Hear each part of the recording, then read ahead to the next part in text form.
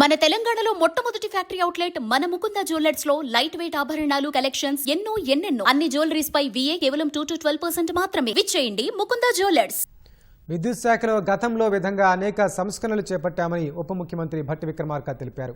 108 మాదిరిగా ఎలక్ట్రికల్ అంబులెన్సులు ఏర్పాటు చేశామని 6 నెలలుగా ఇవి అందుబాటులో ఉన్నాయన్నారు. శాసన మండలిలో విద్యుత్ ట్రాన్స్ఫార్మర్ల ఏర్పాటులో జాప్యం సహా వివిధ విద్యుత్ సమస్యలపై సభ్యులు అడిగిన ప్రశ్నలకు భట్టి సమాధానమిచ్చారు. విద్యుత్ సమస్యలపై 24 గంటల టోల్ ఫ్రీ నంబర్ ఏర్పాటు చేశామని వివరించారు.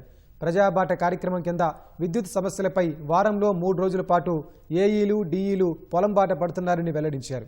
విద్యుత్ కనెక్షన్లు ట్రాన్స్ఫార్మర్లు అవసరం మేరకు సకాలంలో అందిస్తున్నామన్నారు. విద్యుత్ సమస్యలు ఉంటే ప్రభుత్వం దృష్టికి తీసుకురావాలని వెంటనే పరిష్కరిస్తామని హామీ ఇచ్చారు.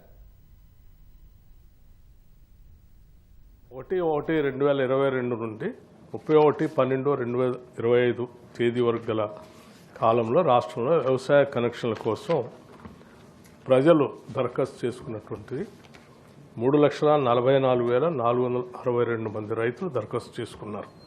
కనెక్టెడ్ లోడు కనెక్షన్ సంఖ్య ఆధారంగా వ్యవసాయ ట్రాన్స్ఫార్మర్లను ప్రతిపాదించడం శాంక్షన్ చేయడం కూడా కనెక్షన్ల సంఖ్య కనెక్టెడ్ లోడ్ ఆధారంగా ట్రాన్స్ఫార్మర్లను ఏర్పాటు చేయడం అవుతుంది.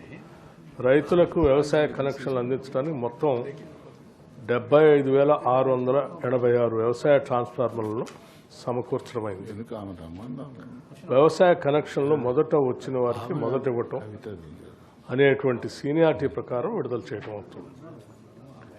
ఇక మిగిలిన 9,700 మంది దరఖాస్తుదారులు క్షేత్రస్థాయిలో అనుసంధానం లైన్ పనులు పూర్తయిన తర్వాత వాటికి కూడా అవసరమైన ట్రాన్స్ఫార్మర్లు సమకూర్చబడును.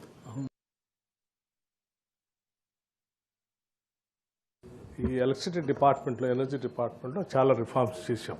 ఆ రిఫార్మ్స్ ఏంటంటే ఎలక్ట్రికల్ అంబులెన్సెస్ పెట్టాము అధ్యక్ష. అంబులెన్సెస్ ఏంటంటే గతంలో 108 ఫోన్ చేస్తే ఎట్లయితే వచ్చి పనిచేస్తాయో ఇప్పుడు 1912 అని ఒక టోల్ ఫ్రీ నెంబర్ ఇచ్చాం.